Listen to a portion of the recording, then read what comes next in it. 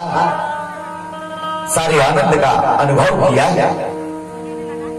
और भगवान भोलेनाथ दर्शन करके आगे निकले। सुखदेव भगवान कहते हैं, परीक्षित नंदात मजा उत्पन्न जाता लादो महात्मना।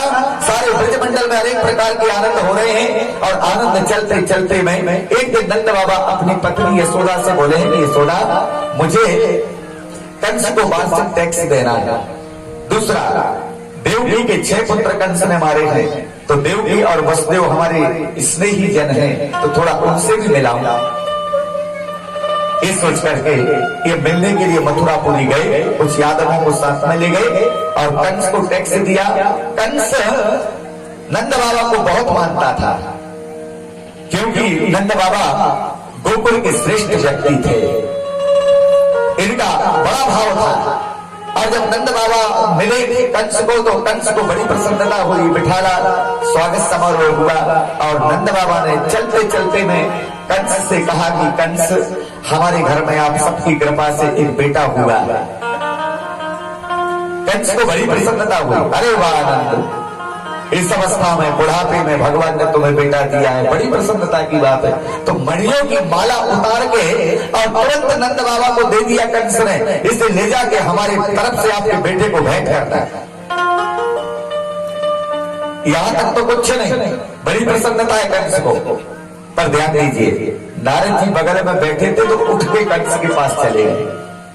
नारद का तो काम ही है। और जब कंस के पास गए तो कंस को बोले, सुनो।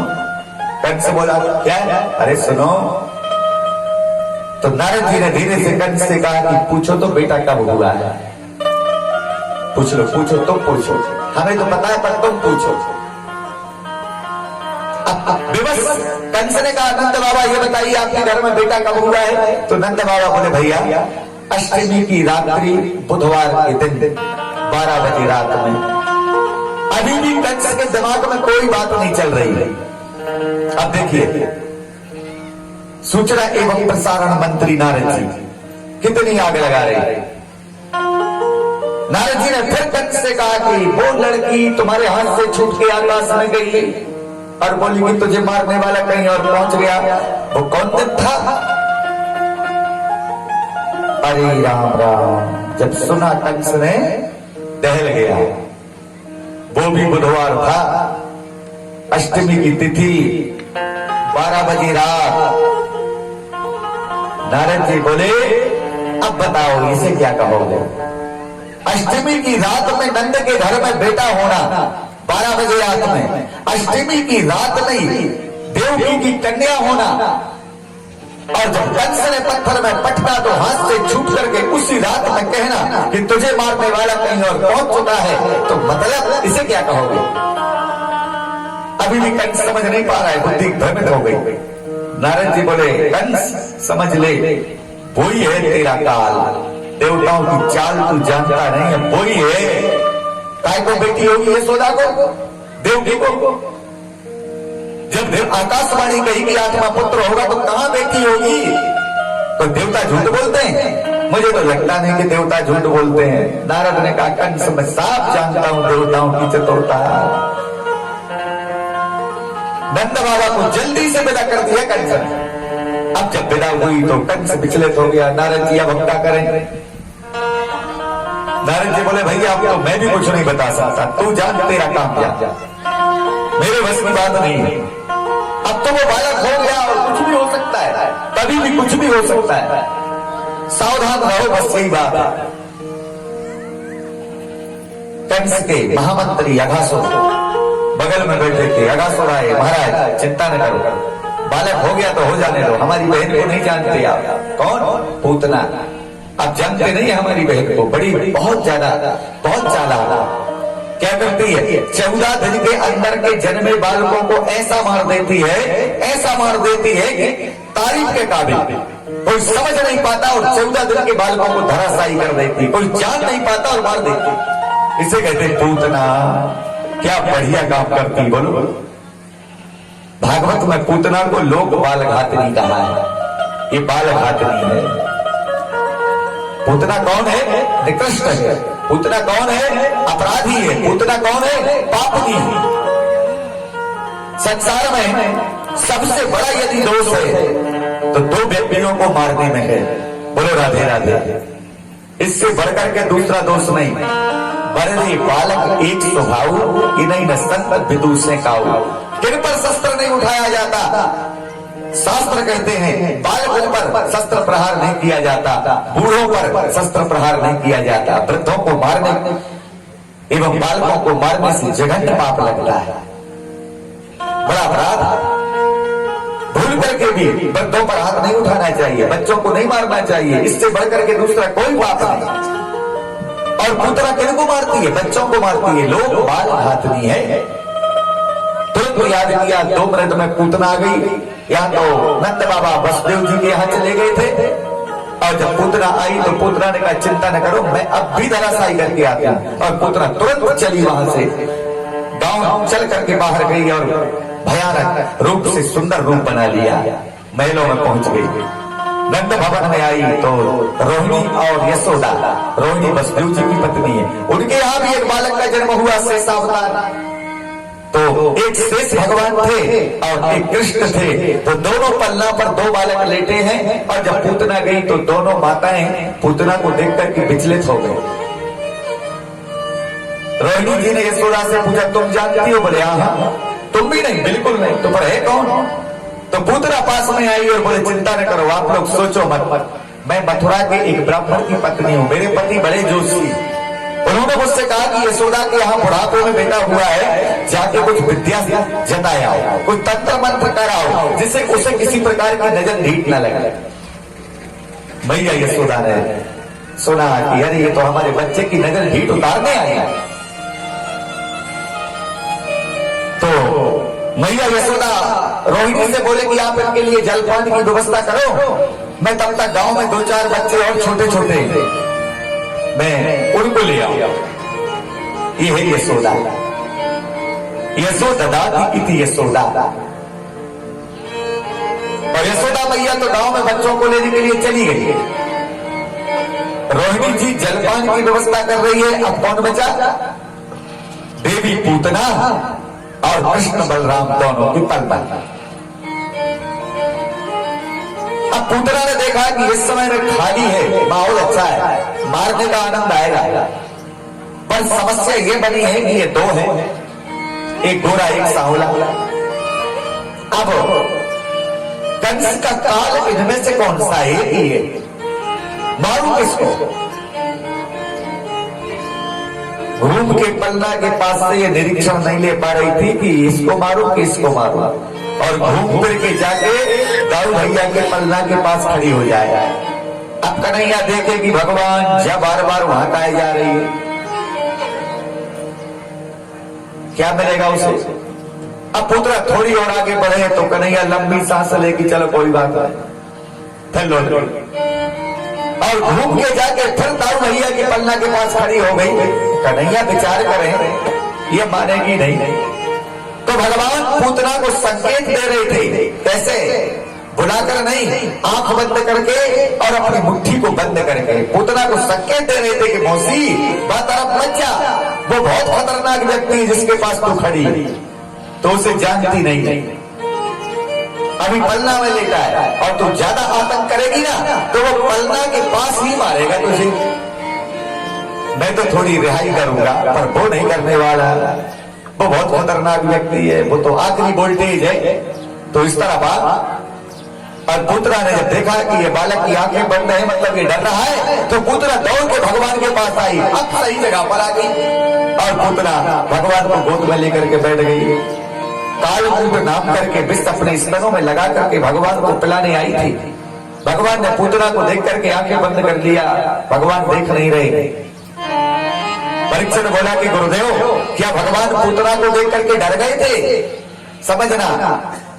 तो सुखदेव भगवान कहते हैं कि भगवान काल के भी काल हैं, एक बार काल ही किन होई। भगवान कहते हैं कि एक बार यदि काल भी हमें युद्ध में आकर के ललकारता है तो हम अपने युद्ध से पीछे नहीं जाते। राम के शब्द हैं, हम काल से भी युद्ध करने के लिए तैयार हैं। तो क्या पूतना की कालकूट से डरेंगे? पर पूतना को देख करके भगवान आंखें बंद कर रहे हैं। परीक्षित बात वो नहीं है। भगवान विचार कर रहे हैं नारी अबद्ध है। शास्त्रों में नारियों पर भी शस्त्र प्रहार नहीं किए जाते। बालक, वृद्ध और नारी, इनमें शस्त्र प्रहार का आदेश हमारे शास्त्र नहीं देते। भगवान विचार करते हैं कि ये पूतना पहली बार मोहिनी में आई है, अभी एक को नहीं मारा, पहली बार में यमोसी आ गया, मारना तो पड़ेगा। तो वाकई बंद करके मार देंगे, पता ही नहीं कौन मर गया, हमें क्या पता है, आंख खोल के नहीं। एक महात्मा कहते हैं ऐसा नहीं, समझो भगवान ने पूतना को देख करके आंखें बंद किया। भगवान जानते हैं भगवान की आंखों में ज्ञान और वैराग्य है। बोलो राधे राधे। ज्ञान और वैराग्य भगवान की आंखों पर बैठे हुए हैं। भगवान समझ गए कि यदि पूतना से मैंने नजर मिलाया और पूतना को वो ज्ञान हो जाएगा, जब इसे ज्ञान हो जाएगा तो ये मुझे विष नहीं पिलाएगी, और विष नहीं पिलाएगी तो मैं इसका उद्धार कैसे करूंगा? इसका उद्धार भी तो करना है ना, इसे ज्ञान नहीं देना है। अज्ञानी बने रहने दो। पूतना के समान अज्ञानी महिला कोई संसार में हो सकती है? पूत कहते हैं पवित्र को ना, अर्थात नहीं। जो व्यक्ति पवित्र ना हो वो पूतना है। अब पवित्र क्या होना चाहिए? तो संत कहते ना ही ज्ञानेन सदृशी पवित्र मसीह। व्यक्ति का ज्ञान पवित्र होना चाहिए। हमें अपने ज्ञान को पवित्र बनाना चाहिए। थोड़ा थोड़ा हो, ज्यादा नहीं। ज्ञान थोड़ा हासिल करो, ज्यादा नहीं, बहुत कम। यदि कम ज्ञान हासिल करोगे तो वो ज्ञान आपका शुद्ध हो जाएगा। पर ज्ञान शुद्ध हो, सही हो, पवित्र हो, अशुद्ध नहीं। भागवत जी कहती हैं कि योग वक्ता से भागवत कराओ। क्यों क्यों कराओ? ब्राह्मण तो ब्राह्मण है ना, कम भी पढ़ा हो तो भी चलेगा, कथा तो बताएगा, कथा तो वो व्यक्ति भी बोलेगा। परंतु शास्त्र कहते नहीं, अल्पज्ञ व्यक्ति से यज्ञ कराने से यज्ञ की अपूर्णता रह जाती है। अल्पज्ञ व्यक्ति जब कभी शास्त्र खोलता है, जब कभी ग्रंथ खोलता है, तो वो शास्त्र भी घबरा जाते हैं कि ये अल्पज्ञ व्यक्ति ऐसा ना हो कि अर्थ का अनर्थ कर दे, गलत अर्थ लगा दे, तो वो शास्त्र काटते हैं। तो जीवन में अल्पज्ञता सबसे बुरी वस्तु होती है। कम हो लेकिन शुद्ध हो, बहुत कम हो, छोटा हो, सूक्ष्म हो, और जितना भी हो वो अपना आत्मबल हो, अपना आत्मबल अपना हो, शुद्ध ज्ञान हो, पवित्र ज्ञान हो। यदि नकल का ज्ञान है तो बात बिगड़ जाएगी। संग्रह किया हुआ ज्ञान होना चाहिए। दो व्यक्ति थे, बचपन से साथ में पढ़े, साथ में खेले, साथ में बड़े हुए। तो दो व्यक्तियों में एक बुद्धिमान था, दूसरा मूर्ख, बचपन से। परंतु देखना, जो बुद्धिमान व्यक्ति था ना, वो तो बराबर पढ़ाई करता था और अपनी ईमानदारी से लिखाई पढ़ाई करके पास होता था। पर साथ ही था मूर्ख। तो मूर्ख व्यक्ति जो था वो नकल करता था इसकी, पहली से लेकर के पूरी क्लास में साथ में बैठे, जो वो लिखे तो वो लिखे, इसे बनता तो कुछ नहीं था, पर जो वो लिखता वो ये लिखता, और जब रिजल्ट बनते तो दोनों को बराबर के नंबर मिलते।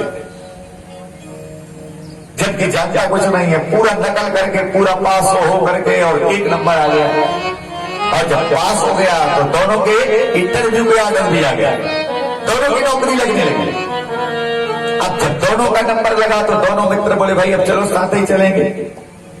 एक बुद्धिमान, तो जो बुद्धिमान पढ़ा लिखा व्यक्ति था सबसे पहले उसका नंबर लगा, और जब वो अंदर गया तो परीक्षक सामने बैठा था और परीक्षक ने पूछा भाई एक बात बताओ, हमारे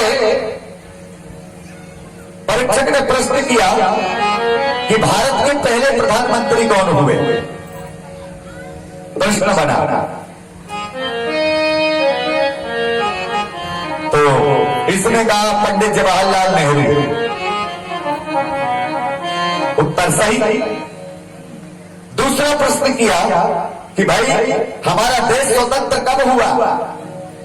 तो इसने कहा 15 अगस्त 1947। तीसरा प्रश्न किया कि पृथ्वी, वैज्ञानिक कहते हैं कि पृथ्वी सूर्य के चक्कर लगा रही है, पर हमारा ज्ञान कहता है, हमारे वेद कहते हैं कि सूर्य पृथ्वी के चक्कर लगा रहा है। तो इसमें सत्य क्या है? तो इसने कहा कि साहब वैज्ञानिक खोज कर रहे हैं, अभी ये सिद्ध नहीं हो पाया है। जाइए। अब जब ये गेट के पास आया तो वो तो कान लगाए खड़ा था मूर्ख व्यक्ति। तो जैसे ही इसका नंबर आया तो इसने उस व्यक्ति से पूछा, जल्दी बोल क्या पूछा। अब मुझसे भी वही पूछेंगे। तो इसने प्रश्न नहीं बताया, 3 उत्तर दे दिया। भैया पंडित जवाहरलाल नेहरू 15 अगस्त 1947 और वैज्ञानिक खोज कर रहे हैं, अभी सिद्ध नहीं हुआ, जल्दी जा। अब मूर्ख तो ठहरा, पहुंच गया अंदर। और जब ही अंदर गया तो परीक्षक ने इसे देखा और देख करके प्रश्न बदल दिया। हो गई, निकल गई हवा। प्रश्न बदला तो पूछा, हाँ बताइए आपका नाम क्या है? तो जी एकदम से बोला पंडित जवाहरलाल नेहरू, क्योंकि उत्तर तो वही मिला था। तो अब बाद में ध्यान आया, परीक्षक ने कहा क्या? बोले हाँ, क्या ये पंडित जवाहरलाल नेहरू? चलो कोई बात। अच्छा श्रीमान जी आप ये बताइए आपका जन्म कब हुआ? तो इसने कहा 15 अगस्त 1947 में। अरे यार ये तो क्रैक व्यक्ति। परीक्षक ने कहा ये पागल आदमी है, कहा या इंटरव्यू कार्ड में आ गया। तो इसने कहा है भैया? परीक्षक बोला तुम्हारा दिमाग तो खराब नहीं है, तुम पागल तो नहीं हो। तो इसने कहा साहब वैज्ञानिक खोज कर रहे हैं, अभी सिद्ध नहीं हुआ है, होने वाला है। बोले राधे राधे। ज्ञान व्यक्ति का सूक्ष्म हो लेकिन शुद्ध हो पर पवित्र हो। तो ना ही ज्ञानेन सत्रसी पवित्रमसि, ज्ञान के समान व्यक्ति का जीवन में कोई और कुछ और पवित्र नहीं है। पुत्रा ज्ञानी है। भगवान कहते पुत्रा से नजर मिलाऊंगा तो उसे ज्ञान हो जाएगा। दूसरी बात, अभी ज्ञान की बात आ रही है। गीता कहती है भगवान ने पुत्रा को देख करके आंखें बंद क्यों की? क्योंकि भगवान जानते हैं कि प्रीतिर नयन योगा, यदि कभी किसी व्यक्ति से प्रेम बढ़ता है तो आंखों से बढ़ता है। प्रीतिर नयन योगा, क्योंकि आंखें ये प्रेम का स्थान है। और भगवान ने विचार किया कि मैं पूतना से नजर मिलाऊंगा तो पूतना से नजर मिलेगी तो पूतना को मैं मार नहीं पाऊंगा, क्योंकि इससे मुझे प्रेम हो जाएगा। काबू में जिनका मन नहीं तो ध्यान क्या करे? आंखें न करें दीदार तो भगवान क्या करे? प्रीतिर नयन योगा तो आंखों का दोष है। तो भगवान ने विचार किया कि पुतना को आंख बंद करके मारो, भाव तो बहुत ज्यादा है। और भगवान ने तुरंत पुतना ने भगवान को गोदी में लिया और गोदी में लेकर के पुतना भगवान को काल कूट से स्तनपान कराने लगी। और जब स्तनपान कराने लगी तो भगवान ने पहले पात्र प्रेम दिया। भगवान विचार करते हैं कि ये पुत्रा कौन से जन्म के पुण्य करके मेरे पास में आई है, समझना इसके कौन से जन्म के पुण्य है जो मेरे पास आई है। तो भगवान ने देखा कि पुत्रा कौन थी? ये पुत्रा राजा बलि की लड़की थी।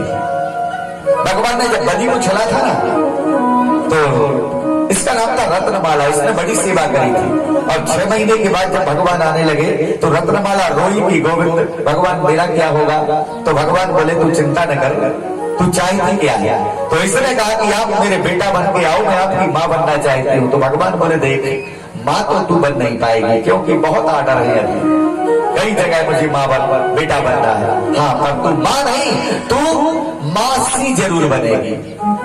मौसी का अर्थ क्या होता है? मासी,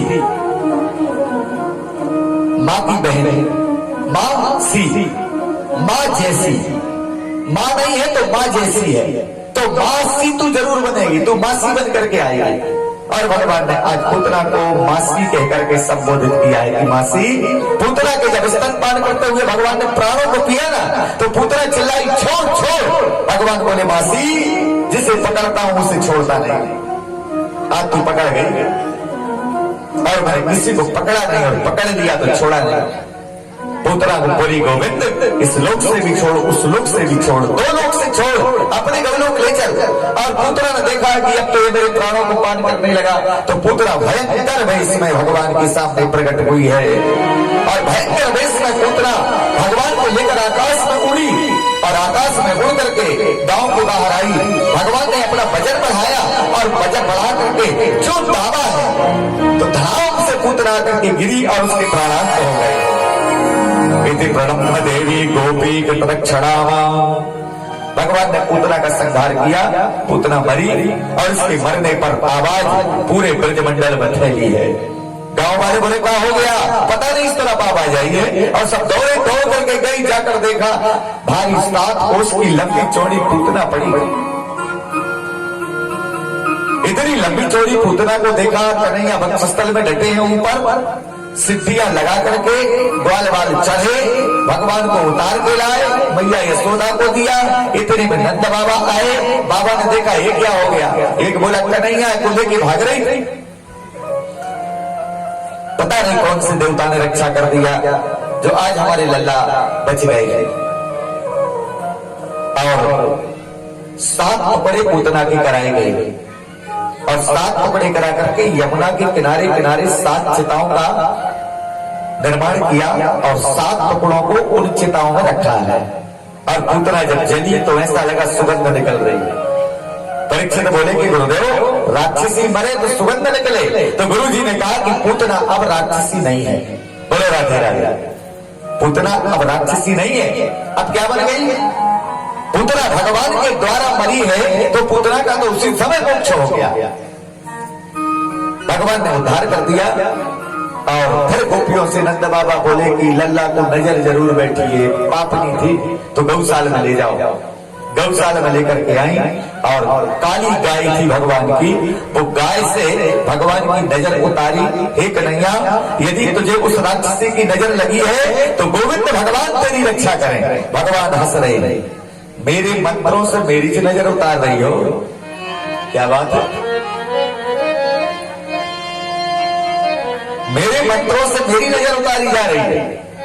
ये गोपियां इतनी बोली, गौमूत्र स्नापित्वा, भगवान को गौमूत्र पिलाया और गौमूत्र से स्नान भी कराया।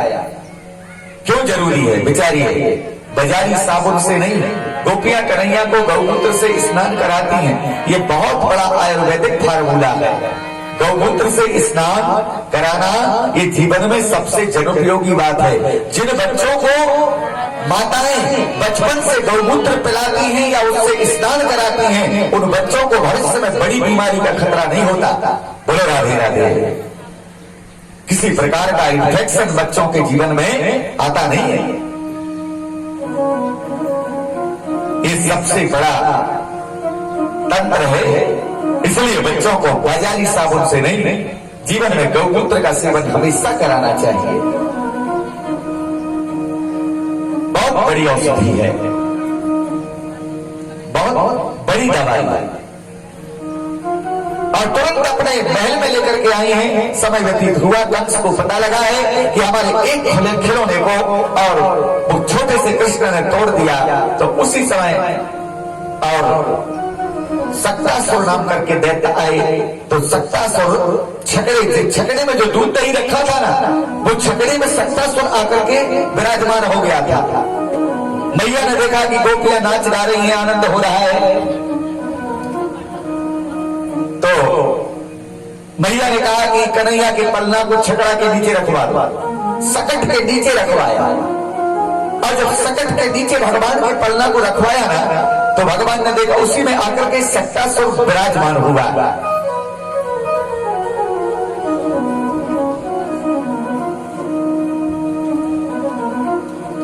तो गुरुदेव भगवान कहते हैं कि सकट के नीचे जब सक्तासुर बैठा और भगवान का पलना वहां पर रखा हुआ है, तो भगवान ने अपना पैर अड़ा करके और सारे छकड़े को पलटा दिया। और जब सकट पलटा तो उसके पलटने से सक्तासुर दैत्य का भी संहार हुआ है। और सक्तासुर को भगवान ने मारा। तो कहने का अभिप्राय कि ये सकट सकट कौन है, सक्तासुर ये कौन है? ये 6 प्रकार के विकार, खट विकार, काम क्रोध मद लोभ अहंकार मत्सर। यदि व्यक्ति भगवान को अपने से दूर करेगा तो आपकी शरीर रूपी गाड़ी में सक्तासुर आकर के बैठ जाता है। समझिए, इसमें यदि विकार, इस शरीर रूपी गाड़ी में 6 प्रकार के विकार बैठे तो सक्तासुर बैठ जाएगा।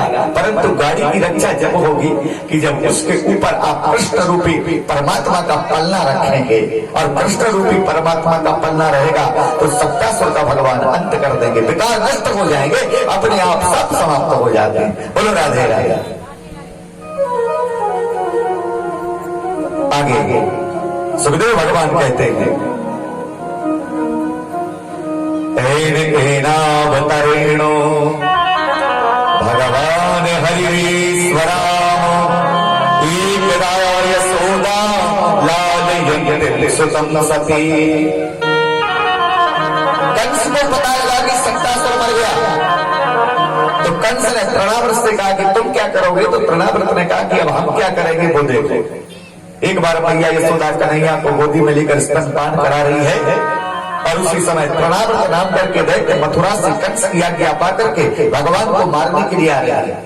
और उसी समय में जब तृणाव्रत आ रही है तो कन्हैया गोदी में बैठ के स्तनपान तो कर रहे हैं, पर भगवान ने विचार किया कि उल्टा हो रहा है। इस समय में माँ की गोदी में हूं और तृणाव्रत आएगा तो माँ समेत उड़ा के ले जाएगा, उल्टा हो जाएगा। अब मैं छोटा सा भी हूं, माँ से कहूं कि माँ मुझे उतार, तो भी मर्यादा खत्म हो रही है, तो करूं तो क्या करूं?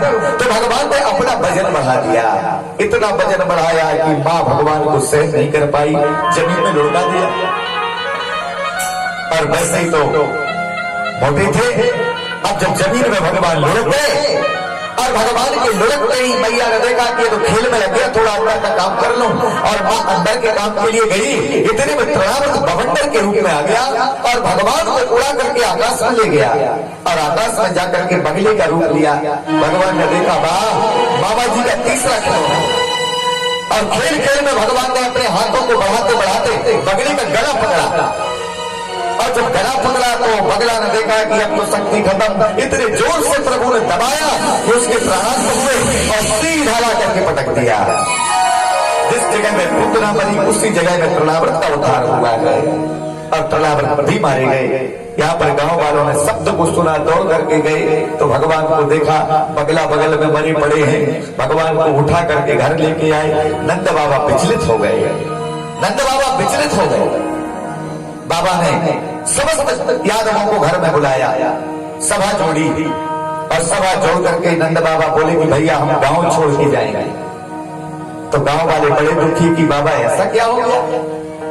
तो नंद बाबा बोले कि जब से हमारे लल्ला हुए हैं तब से देख रहे हो 3 प्राणघाती हमले इन पर हो चुके हैं, तो कैसे मैं यहाँ रहूंगा?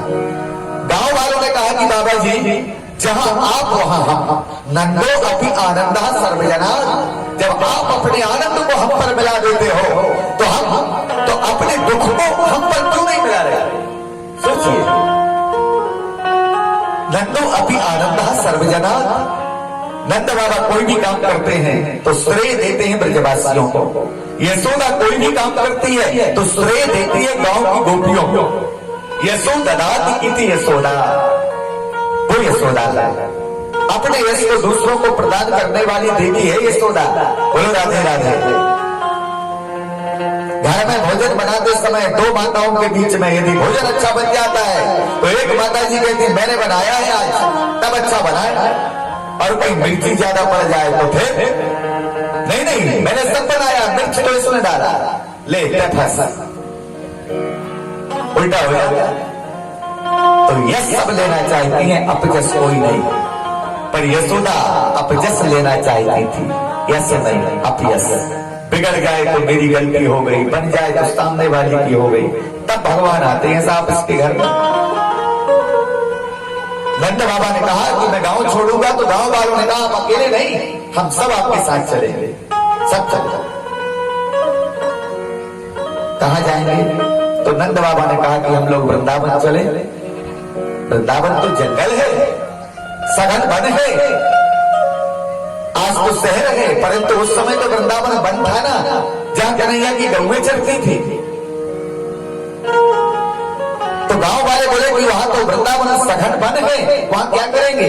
तो नंद बाबा ने कहा कि वहां झोपड़ी बना करके रहेंगे, तंबू तान के, राक्षसों को, कंस को पता नहीं लगेगा कि यहाँ कोई है, निर्जन स्थान में। और सबको लेकर के भगवान बाल कृष्ण के साथ में बालकों को लेकर के बाबा नंद सब साथियों को लेकर वृंदावन आए और वृंदावन में आकर के तंबू बना करके वहीं पर निवास करने लगे। अलक्ष्य तोर संगते नामे करपियम गो ब्रजये, सब ब्रज को छोड़ करके वृंदावन आए और वृंदावन अलौकिक है, दिव्य है, जो साक्षात भगवान की लीला भूमि है। भगवान ने वृंदावन में जो लीला करी है ये अद्भुत है, ये अदम्य लीला है। एक दिन यादवों को कुलगुरु गर्गाचार्य वृंदावन की यात्रा में आए और वृंदावन की यात्रा करते करते गर्गाचार्य जी ने देखा ये तंबू लगे हुए यहाँ कौन रह रहा है, क्या कोई वृंदावन में कब्जा करने लगा क्या? और गर्गाचार्य जी जब आए तो आकर देखा तो नंदादि को, अरे नंद बाबा ने प्रणाम किया, सारी कथा बताई, महाराज कंस के प्राणघाती हमले बच्चों पर हो रहे हैं, इनकी रक्षा करने के लिए हम लोग यहाँ आ गए। गर्गाचार्य को बड़ा दुख हुआ, गर्गाचार्य बैठे, कहा चिंता न करो सब ठीक हो जाएगा। अब मैया यशोदा बाबा नंद से बोली कि बाबा जी हमारे बेटे इतने बड़े हो गए, इनका नामकरण नहीं हुआ है, और गुरु जी आ गए तो नामकरण करवा लेते। गर्गाचार्य ने कहा देखो नामकरण करोगे पता लग जाएगा, लोगों को जानकारी लगेगी, कंस को पता लगेगा, तुम लोग समस्या में पड़ जाओगे। परंतु मैया ने कहा बाबा एकांत में गौशाला में हम रहेंगे और बच्चे रहेंगे, कोई किसी को बताएंगे नहीं। गौशाला में चौक पुरवाए गए, घट स्थापना हुई और गर्गाचार्य जी बोले कि माताएं अपने अपने बेटे लेकर आएंगी, दोनों माताएं अपने अपने बेटे लेकर आओ। यशोदा का नाम है बुद्धि, यशोदा तर्क करती। भैया यशोदा ने कहा रोहिणी जी हमने सुना है गुरु जी बड़े विद्वान, सुना है, आज देखना है। कैसे देखोगे? बोले ऐसा करते तुम हमारा बेटा रख लो, हम तुम्हारा बेटा रख ले रहे, पता लग जाएगा। और दोनों माताएं बेटे बदल के जब गौशाला की ओर चली तो नंद बाबा की दृष्टि गई, नंद बाबा ने देखा ये क्या कर रहे हैं। गुरु जी ने तो कहा कि अपने अपने बेटे लेकर आना, पर ये तो बेटे बदल के ला रहे हैं। पर बाबा भी शांत, आने दो। और जब आई और दोनों माताएं आकर के आसन में बैठने लगी ना, और बैठने लगी तो गुरु जी ने कहा अयम ही रोहिणी पुत्रो, उठो खड़ी हो जाओ, पहले अपने अपने बेटे लो तब बैठना यहाँ पर। और जब माताओं ने सुना तो गुरु जी को प्रणाम किया, गुरु जी हम ये नहीं समझ पा रहे थे। गुरु जी ने कहा ऐसा ठीक नहीं है, जात न पूछो साधु की पूछ लीजिए गया, किसी की विद्वता का परीक्षण नहीं करना चाहिए। दोनों माताएं बैठी थी, गर्गाचार्य ने नामकरण किया सबसे पहले बड़े बेटे का, रोहिणी पुत्र का। रोहिणी तुम्हारा जो बेटा है इसका गर्भ खींचा गया है, किसी के गर्भ से खींच करके तुम्हारे गर्भ में डाला गया, गर्भ का संकर्षण हुआ, या कारण से इसका नाम संकर्षण पड़ जाएगा। बोलो संकर्षण भगवान की। 3 राम हुए हैं, परशुराम, राम और बलराम, 3 राम। ये राम की अवतार, 3 राम। और 3 रामों में ये एक प्रकार से राम के भी अवतार हैं, 19वें भगवान के अवतार, भागवत में 19वां अवतार, 18वें रामचंद्र, 19वें बलराम और 20वें कृष्ण। तो ये राम के प्रति अवतार हैं और ये बल के भंडार हैं, बल की कमी नहीं है, या कारण से इनका नाम बल के समेत राम पड़ जाएगा। बोलो बलराम भगवान की। ये बलराम नाम पड़ा है। यशोदा बोली बाबा मेरे बेटा को नाम, तो गर्गाचार्य हंसे तेरे बेटा को नाम क्या रखा, इसके नाम क्या रखूं देवी, ये तो स्वयं नाम लेकर आया है। बाबा रामचरितमानस में कह रहे हैं इनके नाम अनेक अनूपा, मैं कह चुका हूँ स्वमति अनुरूपा। इनके नाम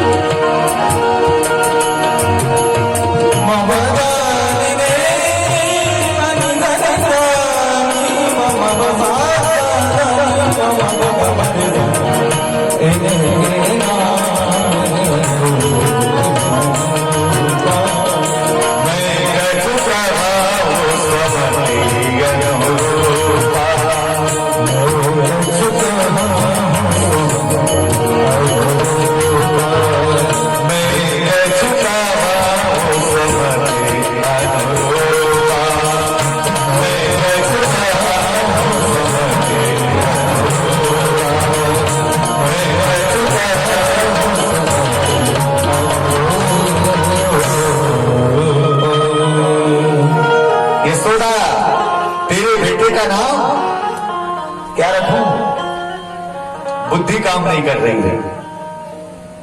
क्या नाम रखूं? इसके तो अनेक नाम। पता है भैया ये कौन है? अब तो कन्हैया दहल गए। भोलेनाथ तो बचा दिए थे, जो बाबा जरूर खोले। भोलेनाथ तो कह दिए थे कि इसमें नारायण के गुण आए, पर ये तो कहे गई हरे राम राम। गर्गाचार्य जी से बोले, ए बाबा चुपचाप नामकरण कर दो। मैया बोली, बोलो बोलो बोलो, क्या बोल रही थी आप बाबा जी? क्या कहना चाहते थे? मैया को वो बात याद आ गई कि भोलेनाथ ने भी ऐसे ही कहा था।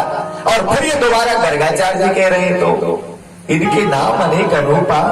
मैया ये तो गर्गाचार्य जी से मैया बोली कि बोलो ना, ये है कौन?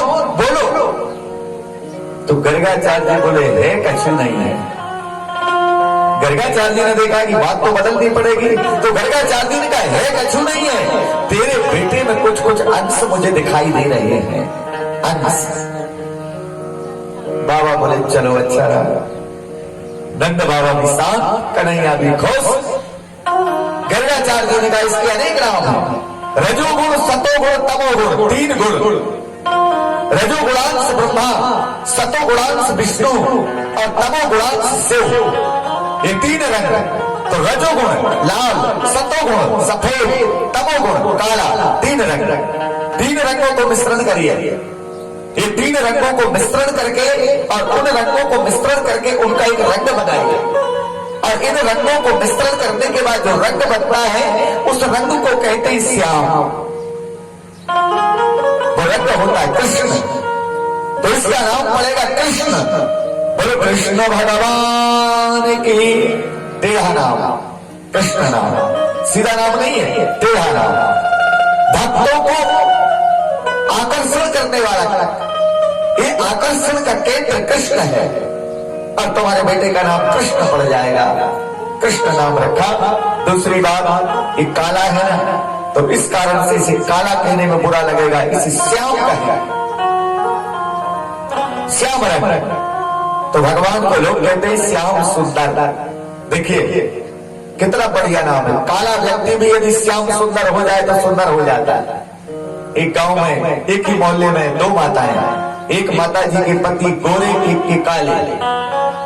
अब जिनके गोरे थे दोनों सहेलियां थी। अब जिनके गोरे थे तो वो गोरे वाली पत्नी जिसके काले थे वो उसको चढ़ाती थी, मेरा पति गोरा है, मेरा पति गोरा है, तेरा पति काला है, तेरा पति काला है, करते रहते। अब वो बड़ी परेशान है कि देखो जब देखो जब।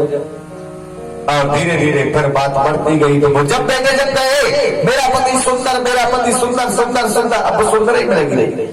एक गांव में, उसी गांव में कथा हो रही थी, तो महाराज जी के पास गई। तो बोले महाराज जी ये पड़ोसन बड़ी खराब है, ये जब देखो जब इसका पति सुंदर है, मेरा काला है, तो ये कहती है मेरा पति सुंदर है, सुंदर है, सुंदर है, ये करती रहती है, मुझे चलाती रहती है।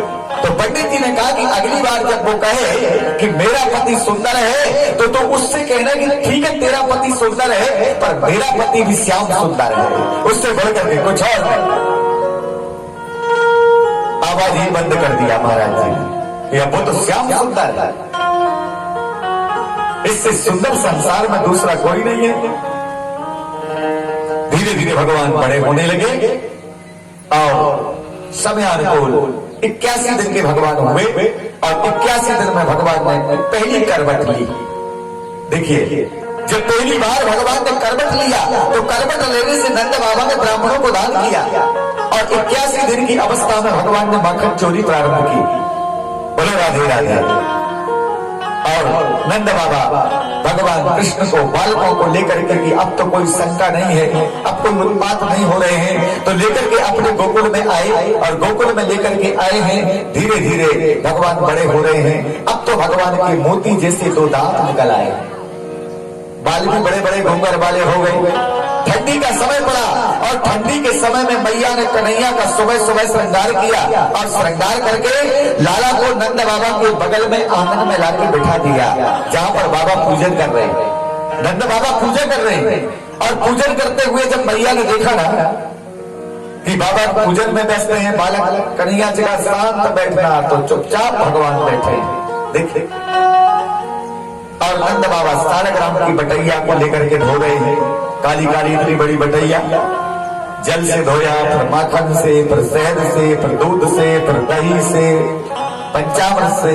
अब कन्हैया बटैया के देखे कि भगवान या एक बार खाने को मिल जाए या तो रसगुल्ला बन गई। माखन, दूध, दही, शहद सब लगा है इसमें, खाएं कैसे?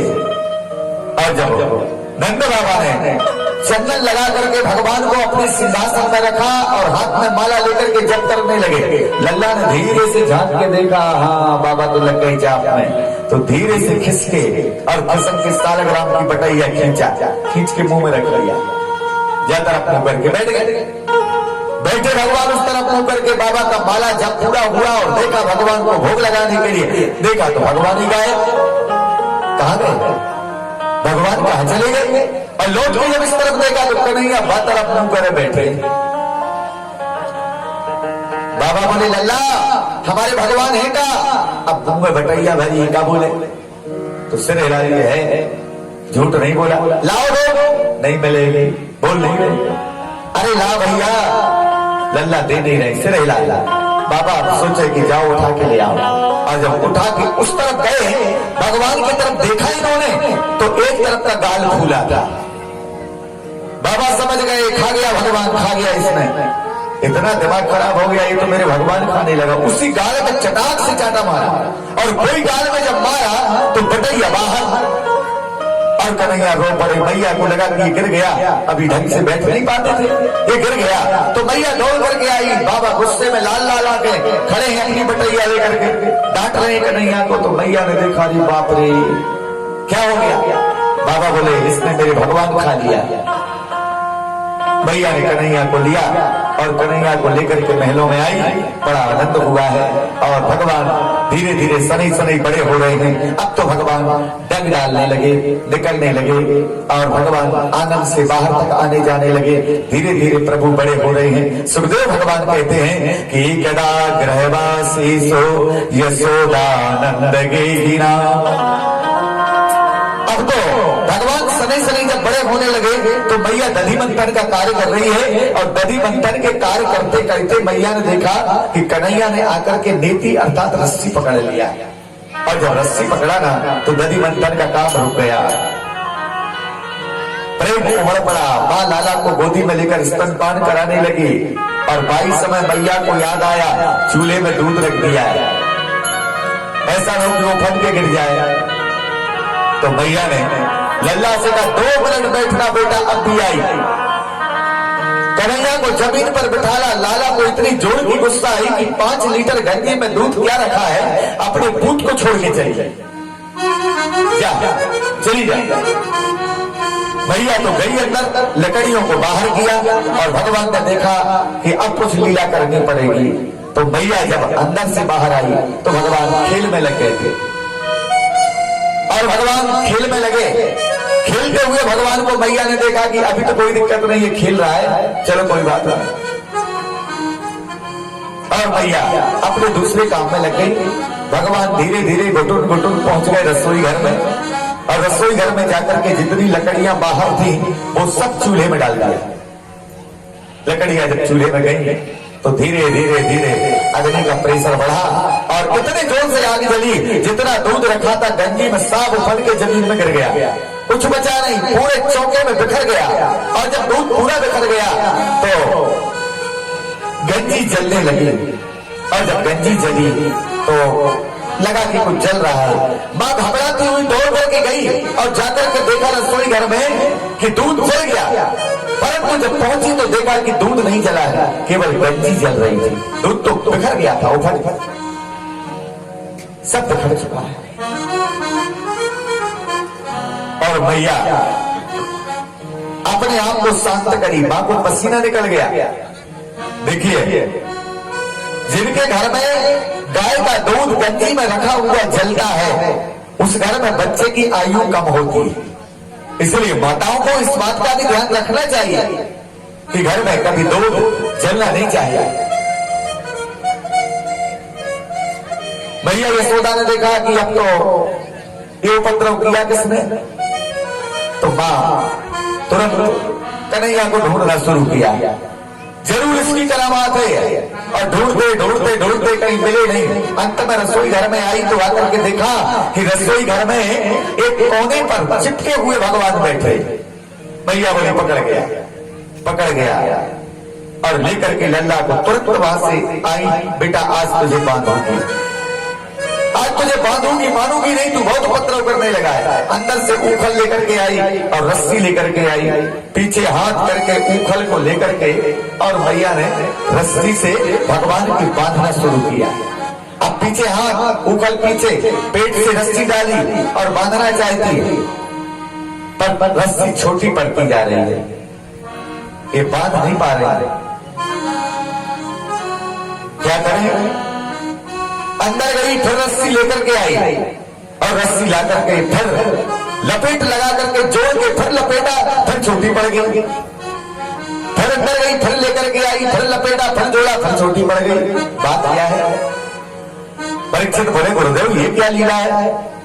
तो सुखदेव भगवान कहते हैं कि ये लीला बहुत विचित्र है, अलग है, समझिएगा। ये रस्सी छोटी क्यों पड़ रही है? एक बात तो ये कि बुद्धि रूपी यशोदा परमात्मा रूपी कृष्ण को विषय रूपी रस्सी में बांध रही है। गलत। भगवान को विषय में नहीं बांधा जा सकता। और दूसरी बात, भगवान की पीठ में अधर्म बैठा है। यदि भगवान को बांधना है तो धर्म के सहारे बांधो, अधर्म के सहारे नहीं।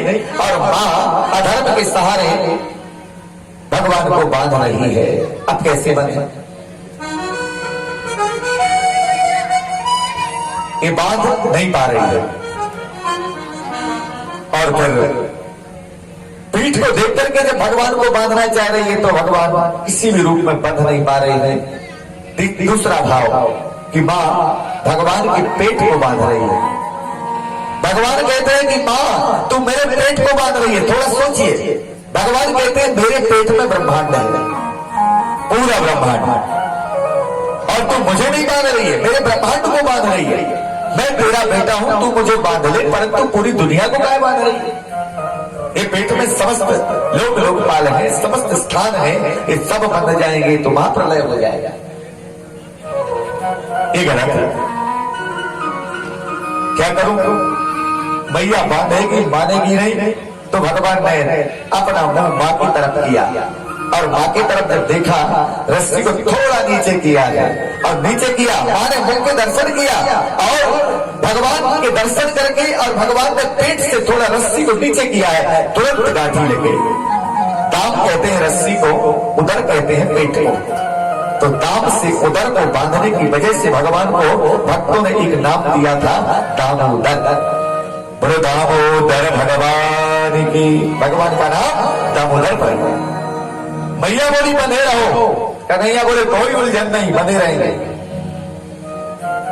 भगवान बंधे रहे। अब तो कन्हैया विचार करेंगे कुछ ना कुछ करना पड़ेगा, क्या करूंगा, क्या करूंगा। तो भगवान ने तुरंत वहां से निकले, मैया अपने काम में लग गई। घूमते घूमते महलों के बाहर गए और महलों के बाहर आकर के देखा कि महलों के बाहर दो वृक्ष लगे हैं यमलार्जुन के, और दोनों वृक्षों के पास में भगवान गए न चांद पर हतम भैरस्या पार में पूर्वम चापी नापरम, और भगवान उन वृक्षों के बीच से निकले और ऊपर आकर के दोनों वृक्षों में फंसा। भगवान ने ताकत लगाई, दोनों वृक्ष ताव से नीचे आकर के गिरे और उन वृक्षों के गिरने से दो सिद्ध पुरुष प्रकट होकर के आए। और जब दो सिद्ध पुरुष प्रकट होकर के सामने आए तो दोनों ने भगवान से प्रार्थना किया। 8 श्लोक में भगवान की स्तुति करी। भगवान बोले तुम कौन हो?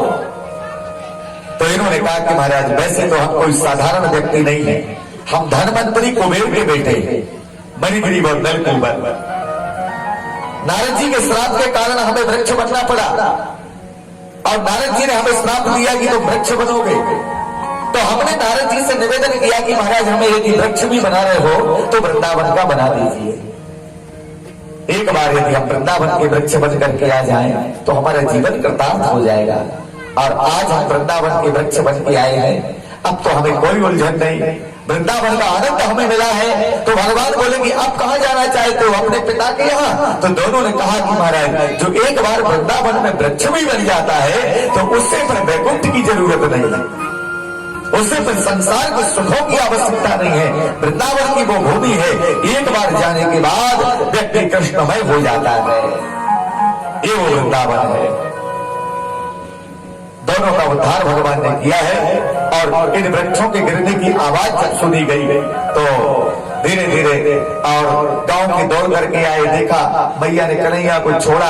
एक व्यक्ति बोला मेरे सामने ये वृक्ष गिरी, वो तो लल्ला बगल में थे, नहीं तो ऊपर पड़ जाता। माँ बहुत रोई, ये क्या अपराध हो गया, मैंने खुद बांध करके उपद्रव कर लिया। आज मेरे कन्हैया के भाग अच्छे थे। धीरे धीरे भगवान कुछ बड़े होने लगे, भगवान सुंदर लीला कर रहे हैं। सुखदेव भगवान कहते हैं एक दिन गोविंद ने माटी खाई, माँ ने कहा मुंह खोल। कन्हैया ने अपने मुंह में माँ को ब्रह्मांड दिखा दिया। घबरा गई, ये बंद कर, कहीं तो खुलवा दिए। तो ऐसी लीला भगवान करते हैं और 2 मिनट में माँ को सब भुला देते हैं। सुखदेव भगवान कहते हैं कि भगवान धीरे धीरे बड़े होने लगे और जब भगवान 4 वर्ष के हुए तो 4 वर्ष की अवस्था में भगवान ने बहुत अच्छी लीला की।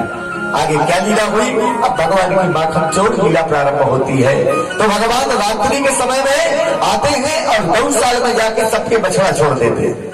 अब उपद्रव शुरू, बछड़ा छोड़ने का काम। सवेरे गोपी ग्वाल गाय दोहने जाए तो बछड़ा कछु बचन दे तब तो मिले ना। 100 ग्राम 50 ग्राम में ही काम हो जाता है। और शाम को सब गोपियां चौराहे में इकट्ठी मिलती हैं। एक गोपी बोली क्या हो गया, अरे हमारी तो गैया का बछड़ा छूटा था, दूध ही नहीं मिला। एक बोली तुम्हारे, बोले हमारे भी। एक लगड़ाती गोपी चली आई, तुम्हारा क्या हो गया, अरे क्या बताए बछड़ा छूटा था, फिर भी मैं जबरदस्ती गाय दोहने चली गई। ऐसा लात मारी गाय ने, दोहनी भी टूट गई, कोहनी भी टूट गई, चल नहीं पा रही।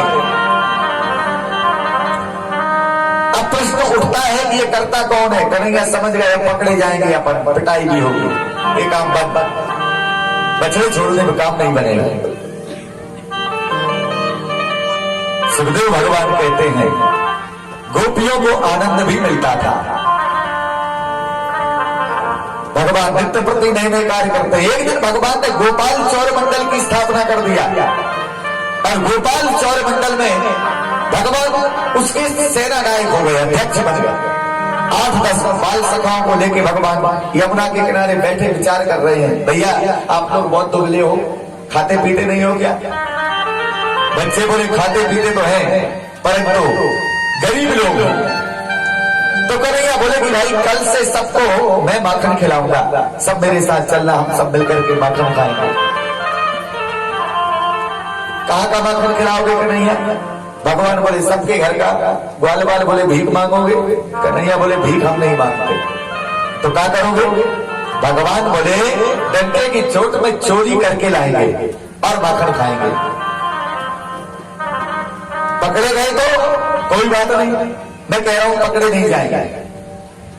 अब तो दूसरे दिन कन्हैया सवेरे घर का माखन नहीं खाया और भागे। गांव के बाहर पहुंचे तो सब बच्चे प्लानिंग के हिसाब से सब इकट्ठे हो गए और जब सब बाल गोपाल इकट्ठे होकर के आए तो भगवान से ग्वाल बाल बोले लल्ला फिर क्या योजना है। भगवान बोले किसके घर का माखन खाना है। एक ग्वाल बोला भैया गांव में सबसे सीधी सादी जो हो वही के घर में चलिए। पकड़ नहीं गई तो कुछ नहीं कहे। हाँ ऐसे घर में जाओगी कोई समस्या नहीं, खाली है तो खाली है। पर कन्हैया बोले नहीं उसके घर में नहीं। चलो थोड़ा आगे गए और एक मकान दिखाई पड़ा तो भगवान बोले ये किसका घर है। ग्वाल बाल बोले ये तो बहुत खतरनाक व्यक्ति का घर। कौन का। अरे भैया कौन खराब है इसके घर में। तो ग्वाल बाल बोले लल्ला वैसे तो सब लोग अच्छे हैं पर ये घर में जो बहू आई है ना बहुत खराब बहू आई। कब। अभी 2 महीने पहले। कहाँ की है। वर्षा ने की है। कन्हैया धीरे से बोले वही गांव में तो हमारी चर्चा भी चल रही है। 3 साल का है अभी, सोचो बरसाने में शादी की चर्चा हो रही। तो लल्ला बोले कि भैया फिर तो माखन जोई घर को हो। ग्वाल बाल बोले ऐसे कैसे। अरे भाई पैसे तो रिश्तेदार लगेगी, जब हमारी शादी हो जाएगी तो कछू न कछू रिश्ता तो रहेगा। तो आज से ही मजबूती बनाओ ना। और पता भी लग जाएगा कि वो गांव की लड़की कितनी तेज है। ये पता लगाना भी तो जरूरी है ना, ऐसे कैसे शादी कर लेंगे। ग्वालवाल बोले लल्ला बहुत विचारने की जरूरत है, वो घर बहुत खतरनाक है, गांव से अलग है। भगवान बोले ऐसे ही लोगों को तो देखता हूं मैं जो गांव से अलग है, ऐसे लोगों क्योंकि मेरा नाम कृष्ण है और इनसे टेढ़ा तो कोई पैदा नहीं हुआ, इनका पूरा परिवार टेढ़ा। इनका नाम है बांके बिहारी, बांका मीन्स टेढ़ा, ये टेढ़े। तो भगवान बोले कि इसी के घर में चलेंगे। और जब कन्हैया आगे बढ़े, थोड़ा आगे गए और आगे जाकर के देखा, क्या देखा कि गोपी का जो पति था, जो बहू का पति है, वो गायों को लेके निकल रहा है।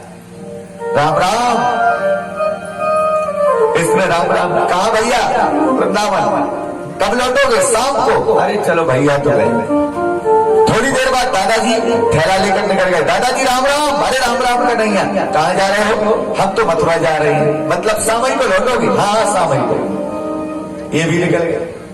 अब बची तो बहू और सास। कन्हैया थोड़ी आगे बढ़े तो देखा कि अम्मा जी भी निकल रही है। अरे अम्मा जी आप कहाँ? अरे ये बहुत कपड़ा हो गए हैं, सोची यमुना जाके धोला होला, तो आपको भी 2 घंटा लगे ही जाएंगे, अब जितना लग जाए। चलो ये भी गए। कन्हैया बोले देखो घर खाली। ग्वालवाल बोले खाली नहीं है, एक है अभी खतरनाक, वही तो है। ये सब रहे तो कोई बात नहीं, वो घर चली जाए। कन्हैया बोले उसका कोई डर नहीं, चिंता नहीं कर। 2 बहन होने को आए। ग्वालवाल बोले कन्हैया आज तो घर में भी भोजन नहीं मिला, क्या खाएंगे? लल्ला ये बताओ क्या? भगवान बोले चिंता न करो, चलो मेरे साथ चलो। और सबको लेकर के भगवान थोड़ा आगे बढ़े, आगे बढ़े। और जब आगे बढ़े तो दौड़ लगाई, और दौड़ करके भगवान फिर दौड़ करके गोपी के घर तक आए। 2 बार दौड़ लगाई तो सांस फूल गई, और गोपी के आंगन में भाभी भाभी भाभी बोली बोली निकल के बाहर। क्या हो गया? क्या हो गया कन्हैया, क्यों दौड़ रहे हो? अरे बड़ा गजब हो गया। क्या हो गया? तुम्हारी सासू अम्मा है ना, यमुना नहाने गई है। हाँ हाँ गई तो है, यमुना में बहुत काई लगी, और तेरी अम्मा यमुना नहाने अंदर घुसी, पांव रिपटो, इतने जोर से गिरी पांव टूट गए, रो रही है यमुना में पड़ी पड़ी। तुमने लाए नहीं? अरे ऐसे कैसे लाते? चल चल चल दौड़। अब बेचारी कछु न बोली, भागी। और जब वो भागी तो पीछे पीछे कन्हैया अपने मंडली लेकर भागे। ये भागे जरूर, पर थोड़ी दूर गए, लौट के आ गया।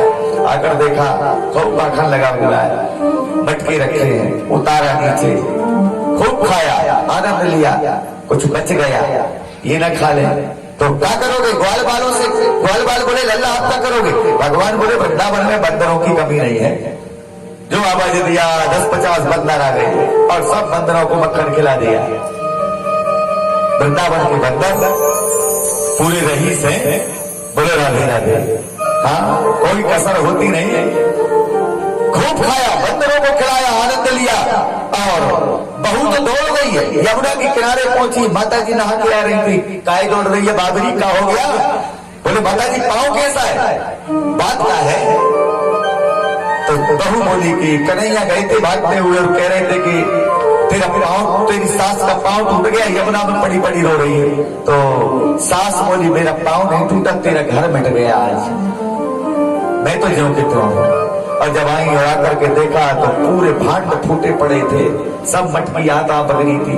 मैया यशोदा के घर में गई और जाकर के मैया से बोली कि मैया तेरा लाला इतना शरारती हो रहा है, इतना उपद्रव करने लगा है, देखो हमारी पूरी मटकी फोड़ दिया। यशोदा ने कहा देखो बिना सबूत की बात मत करो, ये छोटी बात नहीं है। आप कह रही हो कि मेरे लाला ने ये सब किया है, मेरा लाला ये नहीं करता। मैया बोली पकड़ के लाना तब बताना। तो वो गोपी तब अकड़ के सामने आ गई। माँ मेरी जवाबदारी है, तेरे कन्हैया को पकड़ के मैं लाऊंगी रंगे हाथ। हाँ जा ले आ। कन्हैया बोले बड़ी आई पकड़ने वाली, जा अपना काम कर। अब आज तो चली गई गोपी। दूसरे दिन सवेरे कन्हैया फिर मिले बच्चों से। ग्वालवाल बोले लल्ला फिर? कन्हैया बोले भाई भाभी के घर। अरे भैया कान पकड़े जी चले हम घर। ग्वालवाल बोले रुको तो, कल बच गए आज नहीं बचेंगे। बोले देखते हैं, चलो तुम्हें क्या करना है? मैं पकड़ाऊंगा, मैं पिटूंगा, मैं पकड़ा जाऊंगा, तुम चलो तो। और सबके साथ में भगवान यहाँ से वहां दौड़ रही है, जा रही है, आ रही है। गोपी तो लाठी लेकर बैठी, बेटा आज जिसके घर में जाए पकड़ूंगी, कल हो गई आज नहीं होगी। गोपी को ये अंदाजा नहीं था कि ये मेरे ही घर में धमाका करने वाला है। गोपी ये बात जानती थी कि हमारे घर तो ये कभी नहीं आएगा, पर कन्हैया ये जानते थे कि हम इसके घर में माखन खाएंगे। और भगवान यहां से वहां डोल रहे हैं, 12 बज गए, गोपी हल नहीं रही है। कल की भांति सब लोग अपने अपने काम में निकल गए थे, गोपी लाठी लेकर बैठी है। इतने में कन्हैया गए, छुप करके एक जगह खड़े हो गए। गोपी ने सोचा ये लंबा निकल गया, अब ऐसा करती हूँ जल्दी से यमुना से भर के जल ले आऊं, फिर बैठी भोजन बनाऊं। मटकी उठाई, यमुना की ओर निकली, पट से कन्हैया निकल गया। ग्वाल वालों से बोले चलो चलो जल्दी चलो आओ। और ग्वाल वाल को लेकर के भगवान अंदर गए, जाकर देखा आज सीगा ऊंचे पर लटका हुआ है और सीगे पर घंटी बंधी। देखना, गोपी घंटी बांध करके गई है और घंटी का कनेक्शन गोपी से है। घंटी बजेगी पता लग जाएगा, कितनी चतुरता है। ग्वाल वालों ने देखा लल्ला आज चोरी नहीं हो पाएगी, माखन नहीं मिलेगा। क्यों नहीं मिलेगा? कन्हैया ने कहा बात क्या है? बोले ये घंटी लगी है, भाभी का कुछ स्रोत है, ये बच जाएगी। भगवान बोले घंटी याद रखना, जब तक मेरे बाल सका भोजन करें तू बजना नहीं। बजी तो समझ लेना। अब घंटी भगवान की बात तो मान गई। कन्हैया एक के ऊपर एक, एक के ऊपर एक ऊपर गए और जाकर के माखन ग्वाल वालों को खिला रहे हैं। जब तक ग्वाल वाल माखन खा रहे हैं ना, तब तक तो घंटी नहीं बजी। अब जब बच्चों को खिला दिया, कन्हैया सोचे थोड़ा अपन भी पाले, और गोविंद ने निकाल के जैसे ही अपने मुंह में दिया और घंटी टन टन टन टन जो बजी और घंटी की आवाज गोपी सुनी तो दौड़ पड़ी वहां से और दौड़ करके सीधी घर के अंदर आई, अपना मटका पटकी और सब भागने लगे। तो कन्हैया को पकड़ लिया। भगवान का दिमाग खराब, घंटी के ऊपर क्यों पागल हो गई? मैंने तुझे रोका, तूने मेरी बात नहीं मानी। घंटी बोली सरकार आपने मुझे ये कहा था, समझना, आपने ये कहा कि जब तक बाल सखा भोजन करें तब तक तू बजना नहीं। आपके बाल सखाओं ने मक्खन खाया, मैं बजी। भगवान बोले नहीं। तो गोविंद ये पद्धति है, दुनिया भोजन करे घंटी बजे चाहे न बजे, पर मंदिरों में भगवान ठाकुर का जब भोग लगता है तो पुजारी बिना घंटी के भोग नहीं लगाता। और आप जब भोजन करने बैठ रहे हो और मैं ना बजूं तो लोग मुझे क्या कहेंगे कि बिना घंटी के, बिना ध्वनि के भोग लग जाएगा तुम्हारा। गोविंद ऐसा कभी होता नहीं। आप जब भोग लगाने लगे तो मजबूरन मुझे बजना पड़ा और भगवान को पकड़ लिया गोपी ने। जब भगवान को पकड़ा, कन्हैया बोले गोपी आज से ही भाभी, आज के बाद से चोरी खत्म, आज भर छोड़ दे। गोपी बोली कल तो बड़ी बड़ी बातें कर रहे थे, रगे हाथ पकड़ के ला तब बताऊंगा, ये कर तब बताऊंगा। बता ना, पकड़ा हाथ